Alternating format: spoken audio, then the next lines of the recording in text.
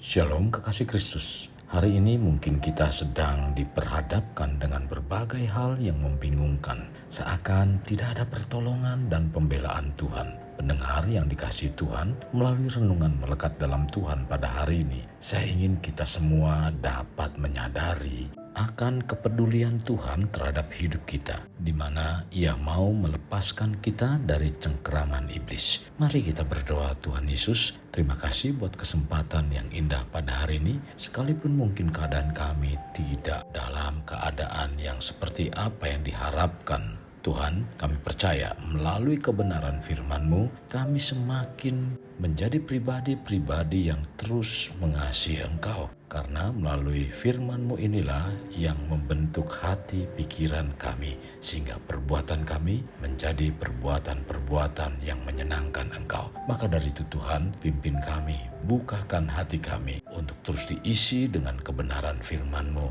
sehingga kami semakin yakin bahwa tujuan Tuhan menyelamatkan kami bukan hanya menjadi kami sebagai pengikut-Mu, tetapi dalam segala hal Engkau membela dan menolong kami. Terima kasih Tuhan Yesus. Ini doa kami yang kami alaskan dalam nama Tuhan kami Yesus Kristus kami berdoa. Amin.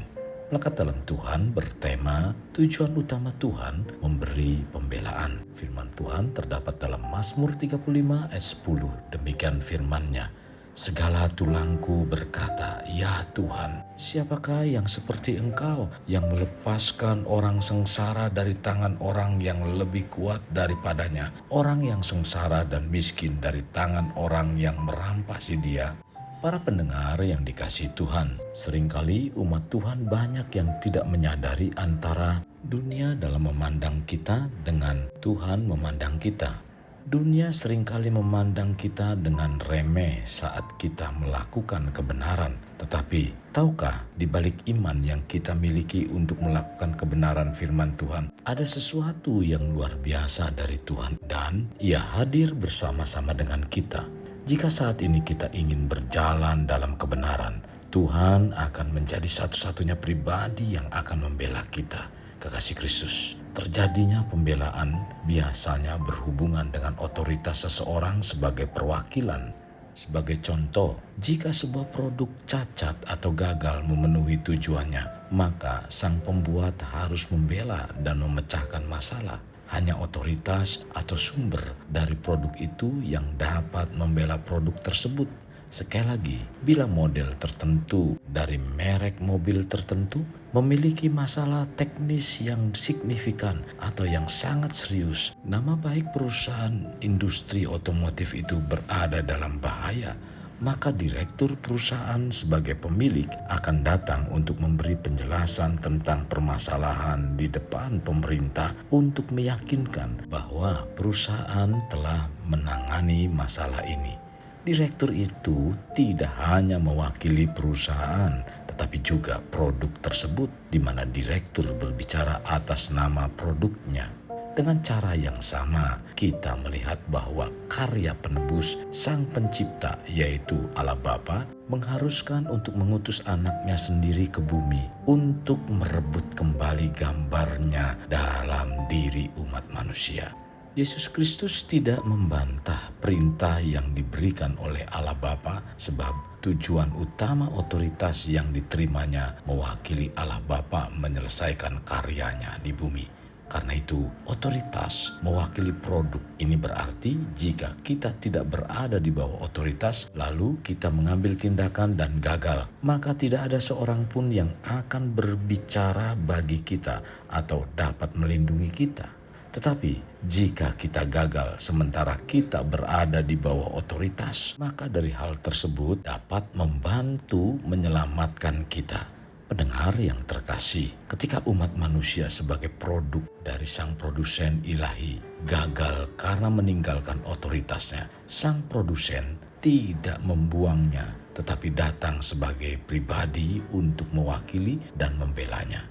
Bapa di surga tidak mengutus seorang malaikat, melainkan anaknya datang untuk menebus dan memulihkan umat manusia.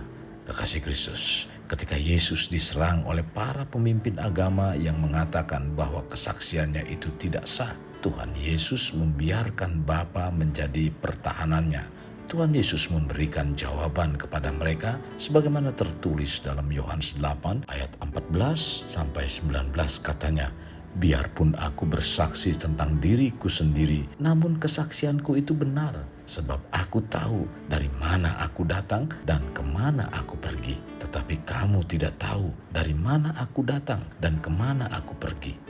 Kamu menghakimi menurut ukuran manusia. Aku tidak menghakimi seorang pun, dan jikalau aku menghakimi, maka penghakimanku itu benar, sebab aku tidak seorang diri, tetapi aku bersama dengan Dia yang mengutus aku.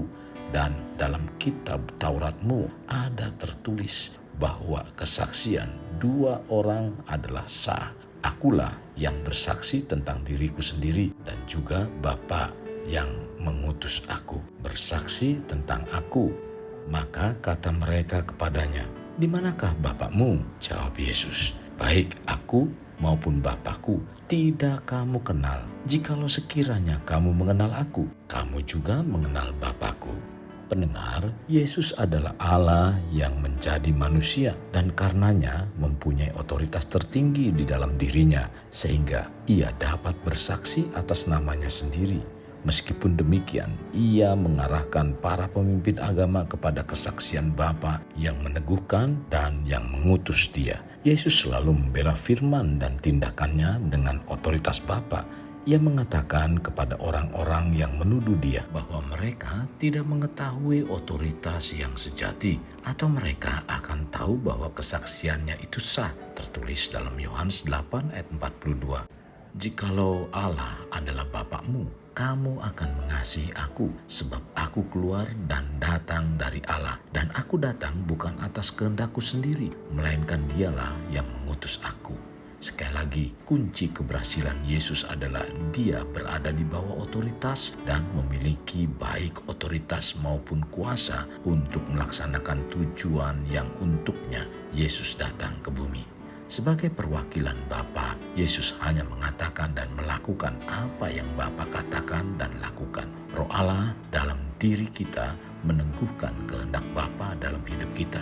Ketika kita melaksanakan otoritas pribadi dan mengikuti buku petunjuk produsen, Allah Bapa yang mengutus kita merupakan pertahanan kita. Roh Allah dalam diri kita meneguhkan kehendak Bapa dalam hidup dan memimpin kita ke dalam seluruh kebenaran. Tertulis dalam Yohanes 16 ayat 13. Tetapi apabila Ia datang, yaitu Roh kebenaran, Ia akan memimpin kamu ke dalam seluruh kebenaran, sebab Ia tidak akan berkata-kata dari dirinya sendiri, tetapi segala sesuatu yang didengarnya itulah yang akan dikatakannya. Para pendengar, dalam Yohanes 8 ayat 32, di bagian akhir ayat ini Tuhan Yesus berkata, "Bapa menyertai aku." Bahkan Tuhan Yesus memberitahukan murid-muridnya, "Aku menyertai kamu senantiasa." Tercatat dalam Matius 28 ayat 20. Jadi yang harus diingat oleh setiap kekasih Kristus bahwa Allah Bapa sebagai produsen selalu mendukung produknya dimanapun berada. Kita sebagai kekasih Kristus, ketika kita tunduk kepada otoritas tertinggi, percayalah kita tidak pernah sendirian, tidak perlu membela diri, sebab ada seorang yang akan membantu dan membela kita. Kekasih Kristus, mari bawa hidup kita menjadi pribadi yang dapat memerdekakan orang dari belenggu kehidupan, layaknya terang yang menerangi kegelapan. Karena itulah yang Tuhan inginkan pada kita sebagai warga kerajaan Allah. Mari kita berdoa. Tuhan, terima kasih buat firman yang disampaikan pada hari ini. Sungguh sangat memberkati iman percaya kami, di mana kami semakin dibawa untuk melekat dengan Engkau, sehingga kebenaran itu menjadi bagian dalam kehidupan kami, menghiasi seluruh hati dan pikiran kami, dan membawa seluruh tindakan hidup kami seperti apa yang Engkau firmankan. Maka dari itu Tuhan, kami bersyukur lewat firman inilah kami dibawa untuk mengerti bahwa Tuhan sungguh adalah pembela kami. Maka dari itu Tuhan, ajar kepada kami agar kami tetap tunduk kepada otoritas tertinggi dan kami mau menjalaninya sebab kami yakin bahwa Allah Bapa sebagai produsen selalu mendukung kami sebagai produknya. Tuhan, terima kasih buat firman yang sangat memberkati kehidupan kami dan memberikan satu keyakinan yang semakin kokoh dan semakin kuat bahwa Engkau adalah Allah yang senantiasa membela dan membantu kehidupan kami. Terima kasih Tuhan Yesus. Ini doa kami dalam nama Tuhan Yesus. Kami berdoa. Kasih Kristus, mari kita akhiri dengan mengedahkan kedua tangan kita.